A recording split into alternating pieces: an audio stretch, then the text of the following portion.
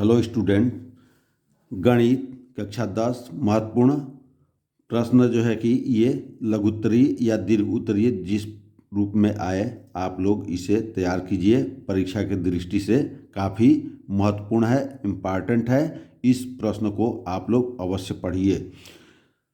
कक्षा 10 की बोर्ड परीक्षा 21 फरवरी को होने वाले गणित के पेपर के लिए ये दीर्घ उत्तरीय लघु उत्तरीय प्रश्न के रूप में आप लोग को कुछ प्रश्न बताए जा रहे हैं। आप लोग इस प्रश्न को तैयार कीजिए। तो देखते हैं पहला प्रश्न क्या कह रहा है। दो संपूरक कोणों में बड़ा कोण छोटे कोण से 18 डिग्री अधिक है तो कोण ज्ञात कीजिए। कह रहा है कि दो संपूरक कोण है, उसमें बड़ा कोण और छोटा कोण में अंतर कितना है, 18 डिग्री का है। तो कोण ज्ञात करना है कि कौन कोण कितने डिग्री का है। तो हम क्या करेंगे, सबसे पहले हम मानेंगे। तो हम शुरू करते हैं। आप लोग देखिए कि क्या करेंगे कि माना क्या करेंगे कि दोनों कोणों को योग जो है कि जैसे कि हम जानते हैं कि संपूरक कोण का योग कितना होता है, 180 डिग्री होता है।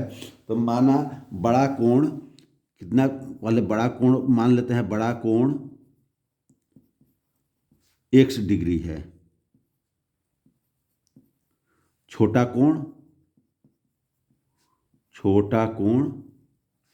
y डिग्री है। ये दोनों कोण ये जो है कि मान लिया गया है, प्रश्न में जो दिया गया है उसके अनुसार बड़ा कोण x डिग्री और छोटा कोण y डिग्री। अब लिखेंगे चूंकि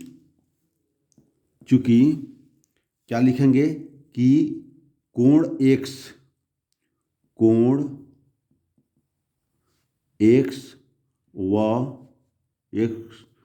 कोण y, यहाँ इसको कोण पहले कर ले तब लिखे भाई। कोण y दोनों क्या है, दोनों संपूरक कोण है। हम जानते हैं कि संपूरक कोण क्या होता है। संपूरक कोण कितने के बराबर होता है। संपूरक कोण बराबर कितना होता है, 180 डिग्री का होता है। अब ये क्या लिख देंगे, ये दोनों x और y संपूरक कोण है।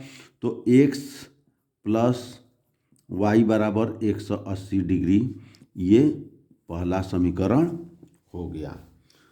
जो प्रश्न के अनुसार जो दिया गया है उसके अनुसार ये हो गया। तो प्रश्न में कह रहा है, एक शर्त दिया है कि बड़ा कोण छोटे कोण से कितना है, 18 डिग्री अधिक है। तो प्रश्न के अनुसार हम क्या करेंगे, प्रश्नानुसार क्या लिख देंगे, बड़ा कोण कौन सा है, यानी बड़ा कोण छोटे कोण से 18 डिग्री अधिक है। तो इसको हम क्या लिख सकते हैं, x चूँकि बड़ा कोण है तो बराबर जब हम करेंगे तो छोटे वाले कोण में उतना हम क्या करेंगे, जोड़ देंगे y प्लस 18। अब इसको क्या कर लेंगे, इसको भी सही कर लेते हैं, y को इधर पक्षांतर कर ले रहे हैं। तो x माइनस वाई बराबर 18 डिग्री, ये समीकरण 2 हो गया। अब समीकरण 1 और 2 को क्या कर देंगे, हल करने पर समीकरण 1 व 2 को हल करने पर अब क्या है, समीकरण 1 दिया है x प्लस वाई बराबर 180 डिग्री, ये समीकरण 1 हो गया। और x माइनस वाई बराबर 18 डिग्री, समीकरण 2 हो गया। अब दोनों को क्या कर देंगे, इन सब को जो है कि देखिए, एक में x प्लस वाई है, एक में x माइनस वाई है। ये दोनों विपरीत है तो ये कट जाएंगे। तो क्या लिख देंगे यहाँ पर, जोड़ने पर तो ये वाई कट गया और ये जुड़ गया, क्या हो जाएगा 2x बराबर 180 और 18 जोड़ देंगे तो 198 हो गया। तो x बराबर क्या आ जाएगा, 198/2 बराबर 99 डिग्री का ये हो गया।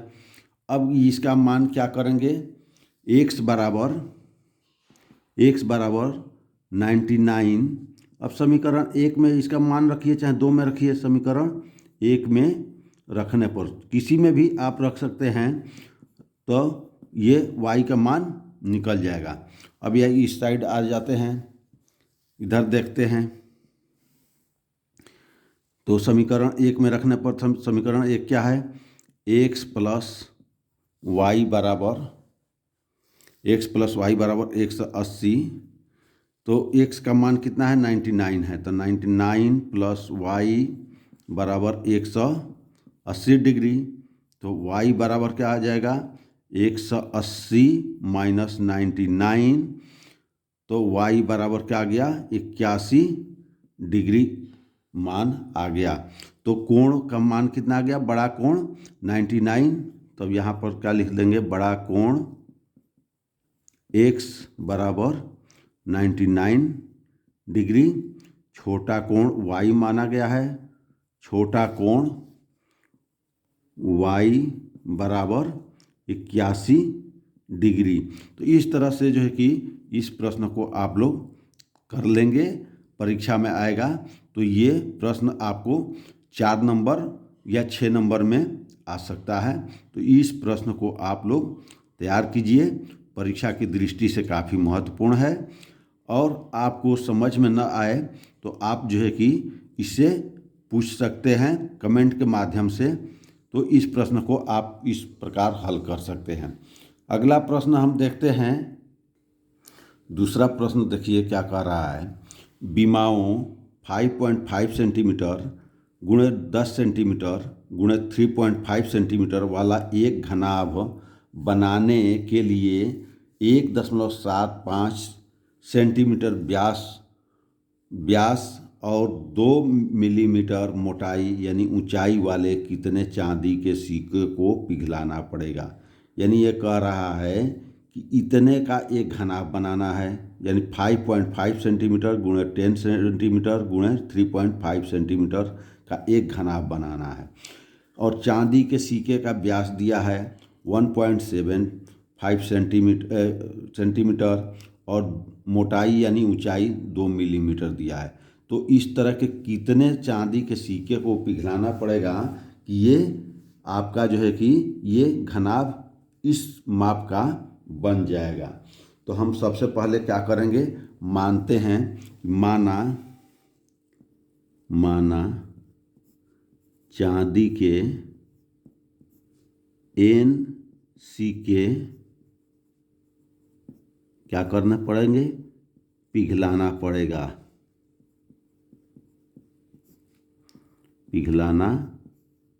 पड़ेगा। अब चांदी के सिक्के का हम देखते हैं कि क्या दिया है। तो उसके अनुसार चांदी का हम आयतन निकाल लेते हैं एक सिक्के का, और फिर उसके बाद से इसका आयतन में जो है कि इस दोनों का भाग कर देंगे तो वो निकल जाएगा। तो हम क्या लिखेंगे कि चांदी के सिक्के का जो दिया है व्यास, तो चांदी के सिक्के का व्यास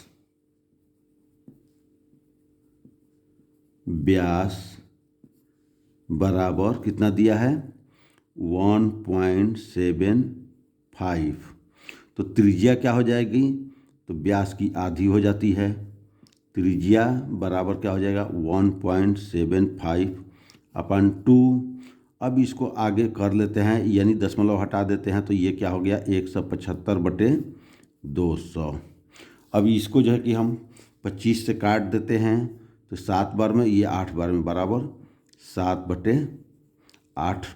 ये क्या हो गया, सेंटीमीटर हो गया। ये चांदी के सिक्के का त्रिज्या हो गया। अब चांदी के सिक्के की मोटाई कितना दिया है, तो मोटाई या ऊंचाई किसका, चांदी के सिक्के का, यहाँ लिख दीजिए, चाहे छोड़, चांदी के सिक्के की मोटाई कितना दिया है, 2 मिलीमीटर। ये मिलीमीटर में है। तो इसको जो है कि सेंटीमीटर में बदलने के लिए क्या करना पड़ेगा, 10 से भाग करेंगे। 2/10 बराबर 1/10। 5 सेंटीमीटर ये हो गया। तो इस तरह से क्या निकल गया हमारा जो है कि त्रिज्या भी निकल गया, और त्रिज्या के निकलने के बाद चांदी के सिक्के की मोटाई दिया है, तो चांदी के सिक्के का अब आयतन निकल जाएगा, क्योंकि ये चांदी का सिक्का का आकार कैसा हो जाएगा, बेलन टाइप का हो जाएगा, बेलन टाइप का हो जाएगा। तो हमें क्या लिखेंगे कि चांदी के सिक्के का आयतन बराबर क्या हो जाएगा, पाई r²h। ये जो है कि ये क्या बन जा रहा है, बेलन बन जा रहा है। जैसे ये जो है कि चांदी का सिक्का इस तरह से है, और ये जो है कि ये गोलाकार है, और ये भी गोलाकार है। तो इस तरह से जो है कि ये क्या हो गया है, ये इसकी जो है कि ये बेलन का शेप बन जाएगा। तो इस तरह से जो है कि इसका हम मान रख देते हैं। पाई का मान कितना होता है, 22/7 गुणे आर का मान कितना निकला है, यहाँ से देख लीजिए, आर का मान 7/8 निकला है। तो 7/8 सूत्र में पाई r² है, तो 7/8 गुणे 7/8, और एच का मान कितना है, 1/5। अब इसको जो है कि कैलकुलेट कर लीजिए, तो 1 7 से 1 7 कट गया, और ये 8 से जो है कि ये 4 हो गया, और ये 11 हो गया। तो 11 7 77 बराबर 77 बटे क्या हो जाएगा, 8 × 40 चौका 160 क्या हो जाएगा, घन सेंटीमीटर घन हो जाएगा। ये कितने सिक्के का हो गया, 1 सिक्के का हो गया। अब घनाभ का आयतन निकालना है। तो घनाभ का आयतन क्या होता है, जो ये लंबाई दिया है सवाल में, लंबाई चौड़ाई ऊंचाई जो घनाभ के लिए दिया गया है, तो घनाभ का आयतन बराबर क्या हो जाएगा, लंबाई गुणे चौड़ाई गुणे ऊंचाई। अब ये जो है इसमें जो है कि लंबाई कितना दिया है, 5.5 गुणे चौड़ाई कितना है, 10 गुणे 3.5।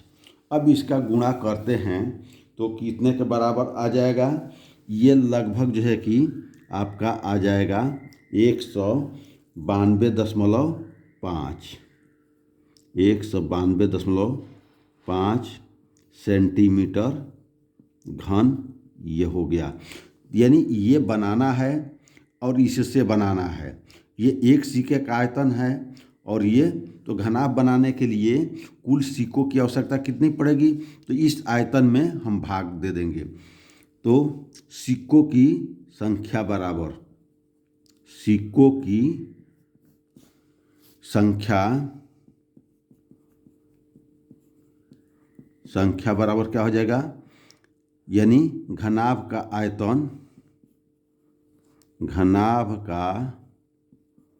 आयतन बटे कितना लिखेंगे, एक सिक्के का आयतन, एक सिक्के का आयतन ये लिख दिए। अब इसमें जो है कि इसका मान रख दे, जगह कम है तो थोड़ा सा बच्चों आप लोग अच्छी तरह से कीजिएगा, थोड़ा जगह दे दे करके। तो ये क्या आ जाएगा, 192.5 बटे 77 बटे 160, 160 ऊपर चला जाएगा। तो क्या आ जाएगा, अब यहाँ पर लिखेंगे 192.5 गुणे 160 बटे 77। अब ये 77 से भाग देंगे तो ये 2.5 बार में ये कट जाएगा। तो 2.5 से 160 में गुणा करेंगे तो 320 और 80 400 सिक्के क्या करना पड़ेगा, पिघलाना पड़ेगा। तो सिक्कों की संख्या कितनी हो गई, 400। ये आपका आंसर हो गया। तो इस तरह से ये सवाल आएंगे, आप लोग आसानी से कर सकते हैं और इसमें अधिक से अधिक नंबर आपको प्राप्त हो जाएगा। तो इन प्रश्नों को आप लोग तैयार कीजिए, रिवीजन कीजिए और आगामी 21 तारीख के लिए आप तैयार रहिए।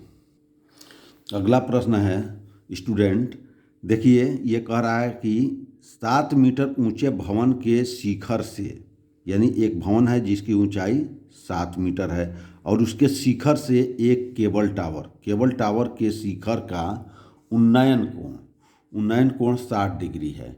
यानी कहाँ से, भवन के शिखर से केबल के ऊंचाई जो उन्नयन कोण है उसका 60 डिग्री है और इसके पाद का, यानी उसके पाद यानी नीचे तल की तरफ का अवनमन कोण 45 डिग्री है। तो टावर की ऊंचाई ज्ञात कीजिए। तो हम इस प्रश्न को पहले समझेंगे किसके द्वारा, चित्र के माध्यम से समझेंगे कि क्या है। तो सबसे पहले हम क्या कर लेते हैं, इधर देखते हैं तो हम टावर की ऊंचाई बना लेते हैं। ये मान लीजिए कि ये हम खींच लिए एक लाइन, थोड़ा लंबी और खींच लिए। तो ये मान लीजिए कि एक लाइन हमने खींच लिया, इसका नाम हमने क्या दे दिया, ये ऊपर ए है और नीचे ये बी है। ये क्या है, आपका केबल टावर है। ये केबल टावर है, दिख रहा होगा, कैमरा इधर उधर हो जा रहा है तो हटाने में कभी कभी भूल जाते हैं। तो ये केबल टावर है। अब कह रहा है कि इसी के समानांतर, यानी ये हम आप जो है कि इतनी दूरी ले लेते हैं, ये आपकी दूरी हो गई और यहाँ पर ये एक भवन है, ये एक भवन है, ठीक है। ये भवन है जिसकी ऊंचाई कितना दिया है, 7 मीटर। तो इसको हम 7 मीटर लिख लेते हैं। ये क्या है, भवन है, ठीक है। अब ये भवन है, अब ये कह रहा है कि इसके हम डाट से क्या कर देंगे, मिला दिए और ये जिस बिंदु पर काट रहा है उस बिंदु को हम नाम दे दें, कोई एक नाम दे देते हैं। तो मान लीजिए इसका नाम हमने ई दे दिया। अब इस बिंदु का भी नाम दे दिया जाए। ये बिंदु मान लीजिए ये सी है और ये डी है, यानी ये भवन सी डी है और टावर क्या है, ए बी है। और मकान की ऊंचाई यानी भवन की ऊंचाई 7 मीटर है, जो सी और डी को इस पर जो क्या कर दिया गया, मिला दिया गया। अब यहाँ से अब कोण के बारे में देखिए, उन्नयन कोण कितना कर रहा है कि भवन से टावर के शिखर का उन्नयन कोण, यानी इसको और इसको मिला दिया गया तो ये कह रहा है कि ये कोण 60 डिग्री है। और इसके पाद का कह रहा है, ये इसको ऐसे मिलाते हैं तो ये कह रहा है कि ये 45 डिग्री है, ठीक है। अब जो है कि इसमें जो है कि हमको क्या करना पड़ेगा, अब मानना पड़ेगा। अब मान करके चलेंगे कि माना क्या है कि ए बी एक टावर है। तो अब इसको हम हल करते हैं। यहाँ पर स्टूडेंट देखिए, माना ए बी टावर है, केबल टावर है, केबल टावर आप लोग को चित्र में दिख रहा है, ये ए और बी, ये क्या है, केबल टावर है। उसमें जो है कि उसी के धरातल से, यानी इसके धरातल बी पॉइंट के धरातल से कुछ दूरी पर क्या है, भवन है। तो उसी धरातल में एक भवन क्या है, भवन का नाम क्या है, सी डी है, सी डी भवन है। और किस पर, इसी जो है कि टावर के धरातल, तो वो ये भवन क्या है, सी डी है। और सी डी की ऊंचाई भी दिया है कितना, 7 मीटर। भवन सी डी, तो भवन की ऊंचाई क्या हो गई, भवन की ऊंचाई बराबर 7 मीटर। ये 7 मीटर आपकी भवन की ऊंचाई दिया है। क्षैतिज धरातल के समानांतर एक रेखा CE, यानी किसके इसके क्षैतिज, यानी भवन के क्षैतिज में क्या कर लिया, ये जैसे डाट डाट हमने जो कि ये खींच लिया। क्षैतिज धरातल के समानांतर एक रेखा, यानी ये जो BD है इसके समानांतर हमने ये एक रेखा खींच लिया। क्षैतिज धरातल यानी किसके, ये टावर और बिल्डिंग के धरातल के समानांतर, यानी क्षैतिज धरातल के, ये धरातल है BD, धरातल के समांतर ये हमने जो है कि ये रेखा CE, समांतर CE रेखा खींचा। ये खींच लिया गया। अब इसको खींचने के बाद क्या आता है कि अब प्रश्नानुसार कह रहा है कि यहाँ से, यानी ये भवन से क्या कह रहा है कि भवन के शिखर, यानी प्रश्नानुसार। अब यहाँ पर देखिए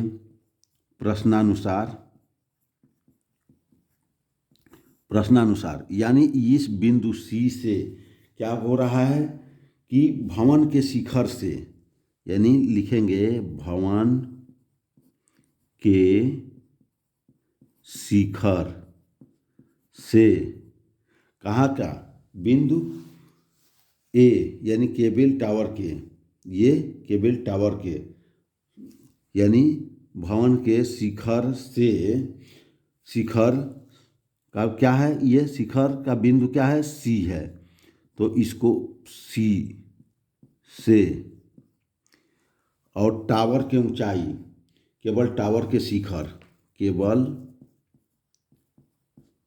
टावर के शिखर यानी A।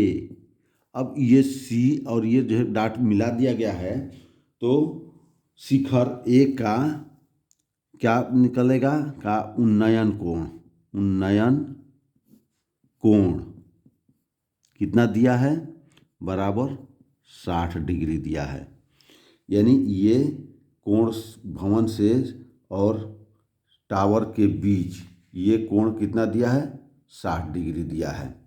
ठीक है, जब ये 60 डिग्री दिया गया है तो केवल टावर के पाद से, अब क्या लिखेंगे, केवल टावर के पाद यानी बिंदु B, ये देखिए बिंदु B का अवनमन कोण, कहाँ से, भवन से, टावर के पाद का पाद B किससे, भवन के शिखर से, B का अवनमन कोण कितना है, अवनमन कोण कितना दिया है, 45 डिग्री दिया है, का कोण बराबर 45 डिग्री। अब ये देखिए दोनों कोण यहाँ चित्र के अनुसार आपको मिल गया। तो अब त्रिभुज में हम क्या देखेंगे कि त्रिभुज के अनुसार ये देखेंगे, ये भुजा और ये भुजा जो दोनों क्या है, बराबर है। तो त्रिभुज में क्या देखेंगे, EB बराबर CD के है, EB और ये भवन की ऊंचाई क्या बराबर हो जाएगी, ये 7 मीटर का है, तो EB भी क्या हो जाएगा, 7 मीटर के बराबर हो जाएगा। तो क्या लिखेंगे, EB बराबर CD बराबर ये कितने का है, 7 मीटर। ये चित्र में आप लोग को दिखाई दे रहा है कि ये CD जो दिया गया है और इस चीज़ पर जो है कि हमने डाट डाट से मिला दिया है, तो BE या EB, इसको जो भी लिखिए, चाहे EB लिखिए चाहे BE लिखिए, ये भी इसके बराबर है, इसके समानांतर मिलाया गया है, तो ये 7 मीटर ये भी हो गया। अब समकोण त्रिभुज BEC में, समकोण त्रिभुज अब देखिए यहाँ लिखिए समकोण त्रिभुज बी ई सी में, समकोण त्रिभुज बी ई सी में, तो बी ई सी यानी ये देखिए चित्र में, ये थोड़ा सा कैमरा धुंधला हो गया, हाँ सही हुआ। तो देखिए त्रिभुज कौन सा लिया गया है, इधर भी देखिए और उधर भी देखिए, थोड़ा सा ऊपर नीचे, बी ई सी में, यानी बी ई सी में। तो कोण सी कितना दिया है, कोण सी 45 डिग्री दिया है। तो हम इसको क्या लिखेंगे, tan 45 बराबर tan 45 डिग्री बराबर क्या हो जाएगा, लंब बटे आधार। लंब बटे आधार क्या हो जाएगा, तो इसका ये क्या हो जाएगा, ये सी डी या बी ई क्या हो जाएगा, लंब हो जाएगा। तो इसको हम क्या लिख सकते हैं, ई बी बटे क्या लिख देंगे, सी ई, ये लंब मानेंगे तो ये आधार हो जाएगा और ये कर्ण हो जाएगा और ये समकोण त्रिभुज बना है, बटे क्या हो जाएगा, सी ई हो गया बराबर क्या हो जाएगा, ई बी का मान और दिया है, कितना दिया है, ई बी का मान इस सी डी के बराबर है, तो ये 7 बटे सी ई ये हो गया। और tan 45 का मान जानते हैं कि 1 होता है, tan 45 बराबर 1 होता है, तो 7 बटे सी ई। तो सी ई भुजा कितनी निकल गई, सी ई बराबर भी ये भी 7 मीटर निकल गई, सी ई बराबर भी 7 मीटर। देखिए स्टूडेंट थोड़ा आगे पीछे करने में, ये हमने आपको ये दिखाया था tan 45 बराबर ई बी बटे सी ई बराबर, ई बी का मान ये दिया ही है 7/CE और फिर tan 45 का मान रख दिया 1 बराबर 7/CE, तो CE का माप कितना निकल गया, 7 मीटर निकल गया। अब पुनः समकोण त्रिभुज AEC में, अब यहाँ पर देखिए पुनः समकोण त्रिभुज किसमें, AEC में, यानी इसके लिए इसका उन्नयन कोण 60 डिग्री वाला का देखेंगे। तो ये क्या हो जाएगा, अब लिखेंगे पुनः, और थोड़ा नीचे, पुनः किसमें, पुनः समकोण त्रिभुज